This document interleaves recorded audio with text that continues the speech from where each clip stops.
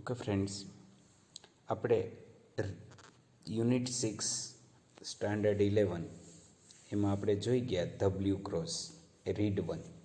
અત્યારે આપણે ચર્ચા કરવાની છે રીડ 2, સસ્પેક્ટ આઈડેન્ટિફિકેશન. સસ્પેક્ટ એટલે કોઈની ઉપર શંકા હોય, કોઈ ગુનેગાર હોય, એની ઓળખાણ કેવી રીતના કરવી, એના માટેની સ્ટોરીઝ. કેમ ઓળખાય કે એને પકડવો હોય તો કેવી રીતના પકડી શકાય એની સ્ટોરી. તો સૌ પ્રથમ પહેલાં એમાં આપણે શું જોઈ લઈએ? ગ્લોસરી. તો જો એમાં પહેલું શું છે તો કે સ્ટ્રેન્ડ. સ્ટ્રેન્ડ એટલે એક પ્રકારનો થ્રેડ. આઈડેન્ટિફાઈડ એટલે ઓળખવું, બરાબર? તો એના માટે થાય રેકગ્નાઇઝ એટલે ઓળખવું. એવિડન્સ એટલે પુરાવો, તો કે પ્રૂફ. ફેક એટલે ફોલ્સ, ખોટું. કલ્પ્રિટ્સ એટલે ગુનેગાર. કલ્પ્રિટ્સનો અર્થ શું થાય?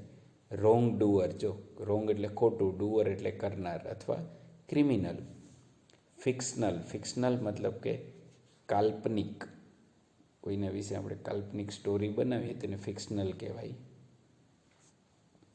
લિજેન્ડરી એટલે કે જે ખૂબ જ પ્રખ્યાત હોય એને ફેમસ. બાયોલોજિકલ મટીરિયલ એટલે કે તમારા શરીરમાંથી જે કંઈ બનેલું હોય એવું મટીરિયલ, એને બાયોલોજિકલ મટીરિયલ કહેવાય. સસ્પેક્ટ આઈડેન્ટિફિકેશન એટલે એવી સિસ્ટમ, ફાઇન્ડિંગ ક્રિમિનલ કે ક્રિમિનલને શોધવા માટેની સિસ્ટમ. ફોટો કમ્પોઝિટ એટલે સ્કેચ તૈયાર કરે ને કોઈ ગુનેગારનું, કોઈએ જોયો હોય એ ગુનેગારને અને એને જે સ્કેચ તૈયાર કરે વિટનેસને આધારે એ. અને ડીએનએ, તો ડીએનએ શું છે કે એમાંથી સેમ્પલ લેવામાં આવે તો કે તમારા જીન્સમાંથી. જો નાનકડું એવો જ યુનિટ છે રીડ 2. ઓકે, હવે આપણે રીડ 2માં આગળ વધીએ. Suspect identification. તમને એવું પૂછવામાં આવે, whether you watch detective serial in TV. જો તમે ડિટેક્ટિવ સિરિયલ જોતા હો ટીવીમાં, ડિટેક્ટિવ સિરિયલ એટલે જાસૂસી, તો કે CID જે તમે જોવો છો એ ડિટેક્ટિવ કહેવાય. You must have seen. જો તમે જાસૂસી સિરિયલ જોતા હોય તો તમે જોયું જ હશે DNA સેમ્પલ બીઇંગ મેચ, કે ડીએનએના સેમ્પલ શું કરતા હોય? એ લોકો મેચ કરતા હોય, એકબીજા સાથે સરખાવતા હોય. What is DNA analysis? જો ડીએનએનું ફૂલ ફોર્મ ત્યાં આપેલું છે. DNA એનાલિસિસ શું છે? DNA એનાલિસિસ એટલે શું? And why do even TV show find it interesting and effective to use. અને શા માટે કે ઇવન ટીવી શોમાં પણ એને રસપ્રદ અને ઇફેક્ટિવ યુઝ. ઇફેક્ટિવ એટલે અસરકારક ઉપયોગ એમ. ઇફેક્ટિવ અને ઇન્ટરેસ્ટિંગ શું કામ એવું બતાવવામાં આવે છે? આ DNA એનાલિસિસ શું છે અને એને કે શા માટે એવી રીતના બતાવવામાં આવે એમ. એવું તે શું છે તો કે ફિક્શનલ કેરેક્ટર્સ, કાલ્પનિક કેરેક્ટર. ફિક્શનલ એટલે કાલ્પનિક કેરેક્ટર, લાઈક ફાધર બ્રાઉન. જો તમે સિરિયલ જોતા હોય ને તો શેરલોક હોમ્સ, વ્યોમેશ બક્ષી, આ બધા નામ છે ને એ કાલ્પનિક ઊભા કરેલા આપણે કહીએ કેરેક્ટર છે. Have become legendary. એ કેવા બની ગયા છે અત્યારે? જો આપણે CID તમે જો ક્રાઇમ વોચ જોતા હોય તો CID જોતા હોય તેમાં ACP પ્રદ્યુમન અથવા ઓલું દયા, હે ને, કુછ તો ગડબડ હે એવું બોલે, ખબર છે? તો એવી રીતના કંઈ પણ એ લિજેન્ડરી બની ગયા હોય છે. લિજેન્ડરી મીન્સ કે એકદમ ફેમસ બની ગયા હોય છે for their skill in identifying criminals without any technology. એ સિરિયલમાં તમે જોતા હોય ને તો એ ક્રિમિનલને શોધી કાઢે. તો વ્યોમેશ બક્ષી હોય તો એ તરત જ શોધી કાઢે એમ, વિધાઉટ એની ટેકનોલોજી, કોઈ પણ ટેકનોલોજી વગર. પણ એ તો ટીવીમાં બતાવે છે, એક કાલ્પનિક છે. એક સિરિયલને ઇન્ટરેસ્ટિંગ કરવા માટે થઈને કે એનું કાર્ય છે, એમાં કંઈ બીજું છે નહીં. પણ અહીંયાની વાત કરીએ આપણે. બટ ટુડે, આજના દિવસે તમે વિચારો, હાલના દિવસોમાં તમે વિચારો, અત્યારના દિવસોમાં વિચારો, Investigator rather use lots of new technology to identify culprits. ઇન્વેસ્ટિગેટર્સ એટલે કે જે કેસનું સંશોધન કરતા હોય એ લોટ્સ ઓફ ન્યૂ ટેકનોલોજી વગર નથી શોધતા કરતા, ઘણી બધી નવી ટેકનોલોજીનો ઉપયોગ કરે છે ટુ આઈડેન્ટિફાઈ કલ્પ્રિટ્સ એટલે કે ગુનેગારને શોધવા માટે, એને ઓળખવા માટે. The most popular and accurate them all, ઘણી બધી ટેકનોલોજી છે પણ એમાંથી સૌથી પોપ્યુલર એટલે કે પ્રખ્યાત અને કેવી પાછી એક્યુરેટ, પ્રખ્યાત તો ખરી જ પણ એની સાથે સાથે એકદમ ચોકસાઈવાળી જો કોઈ ટેકનોલોજી હોય તો એ કઈ છે? DNA analysis.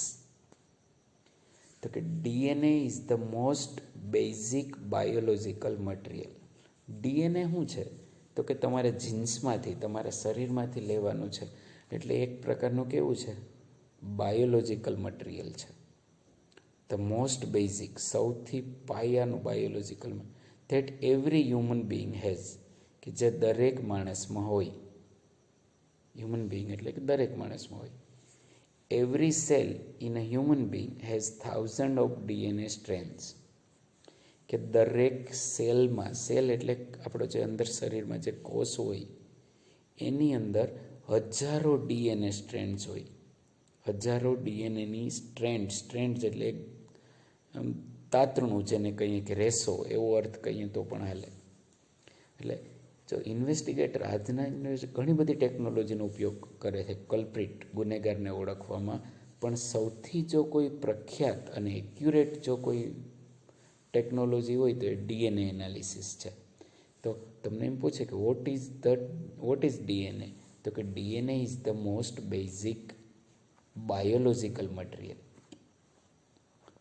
અથવા what is the most basic biological material? તો કે DNA is the most basic biological material, જે એવરી હ્યુમન બિંગ હેઝ, કે જે દરેક માણસમાં હોય.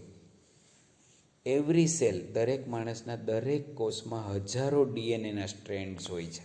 સ્ટ્રેન્ડ્સ એટલે કે ફાઈબર અથવા ફિલમેન્ટ. ટૂંકમાં અંદર માંસપેશીમાં રહેલો એના નાના નાના તંતુઓ, એને સ્ટ્રેન્ડ્સ કહેવાય, કે દરેક કોષમાં હજારોની સંખ્યામાં હોય છે DNA. DNA is unique. DNA કેવું હોય છે? ખબર છે? યુનિક હોય છે, એકમાત્ર હોય છે, એના જેવું બીજે ક્યાંય હોય નહીં.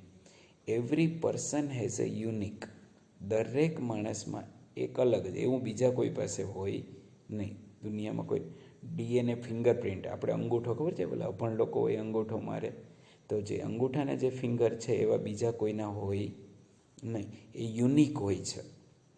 Fingerprint can be identified using any available evidence. Fingerprint છે એ આઈડેન્ટિફાઈ થઈ જાય, ઓળખાઈ જાય એની અવેલેબલ એવિડન્સ. એવિડન્સ એટલે પુરાવો, કે તમારી પાસે કાંઈ પણ એવો જે પુરાવો હોય, તમારી પાસે ઉપલબ્ધ હોય, એને આધારે માણસના ફિંગરપ્રિન્ટ ઓળખાઈ જાય.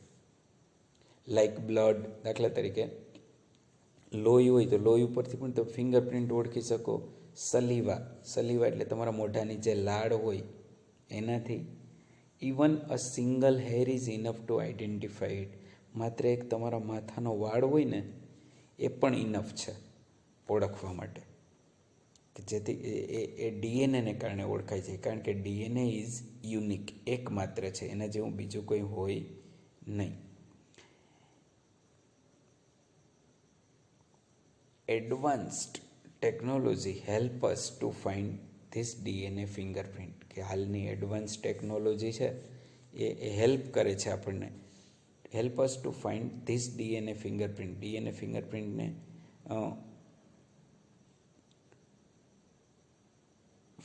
શોધવા માટે અત્યારની ટેકનોલોજી છે આપણને હેલ્પ કરે છે. It is transferred on sheet in form of barcode. જો એ છે ને તમારી કાગળ ઉપર પણ એ તમારી ફિંગરપ્રિન્ટ આવી જાય. બારકોડ કમ્પ્યુટરમાં નથી હોતા, આમ લીટા લીટા દોરેલા હોય. તમે કોઈ મોલમાં ગયા હોય, અહીંયા કંઈ વસ્તુની ખરીદી કરો તો ઓલા ખરી આમ કમ્પ્યુટર ઉપરથી આમ કરીને આમ એની ઉપર રાખે એટલે એની પ્રાઇઝ આવી જાય. બારકોડ, ઘણીવાર અમુક ચોપડામાં પણ તમારે બારકોડ હોય. હવે તો બારકોડ ઉપરથી જો હું તમને અહીંયા બતાવું છું, બેક સાઈડનો કેમેરો લઈને કે બારકોડ કોને કહેવાય એમ. કેમેરામાં હું તમને બેક સાઈડ લઈ જાઉં અને જેથી કરીને તમને હું સમજાવી શકું કે બારકોડ કોને કહેવાય. જો અહીંયા આ જે છે ને અત્યારે તમારી સામે દેખાતું હશે તમને, જે લીટા લીટા આ દોરેલા છે નજીક લઈ જાઉં તો એને એ બારકોડેડ છે, એને બારકોડ કહેવાય. એટલે ડીએનએ છે એને ટ્રાન્સફર કરી શકાય છે સીટ બારકોડ ઉપરથી. એને police use this to match them to the suspect. પછી પોલીસ ઉપયોગ કરે આનો મેચ કરવા માટે કે ભાઈ જેની ઉપર શંકા છે, કોઈ પકડાણો છે, એની ફિંગરપ્રિન્ટ ને આની ફિંગરપ્રિન્ટ સેમ છે તો ખબર પડી જાય કે ત્યાં ચોરી કરી આ જ વ્યક્તિ હતો. DNA can not be fake. યાદ રાખજો, ડીએનએ ક્યારેય ફેક હોતા નથી. ફેક એટલે ખોટું. ડીએનએ ક્યારેય ખોટું થઈ શકે નહીં, ડીએનએ ક્યારેય ખોટું પડી શકે નહીં. એ સચોટ માહિતી આપે, એક્યુરેટ હોય છે. Hence it is the most scientific. જો ડીએનએ ક્યારેય ફેક નથી હોતું એટલે હેન્સ એટલે તેથી it is the most scientific, એ સૌથી વૈજ્ઞાનિક અને ઇફેક્ટિવ ઇન્સ્ટ્રુમેન્ટ, અસરકારક સાધન છે ટુ યુઝ આઈડેન્ટિફાઈંગ સસ્પેક્ટ. જેની ઉપર શંકા છે, જે ગુનેગાર છે એને ઓળખવા માટેનું સૌથી અસરકારક અને સૌથી વૈજ્ઞાનિક ઇન્સ્ટ્રુમેન્ટ છે. That's why ઇન્વેસ્ટિગેટર્સ prefer using this technique. એટલા માટે જ આ ઇન્વેસ્ટિગેટર્સ કે જે સંશોધન કરતા હોય, જે કેસનો તપાસ કરતા હોય, એ પ્રિફર કરે યુઝિંગ ધીસ ટેકનિક, આ ટેકનિકનો ઉપયોગ કરવાનો એમ.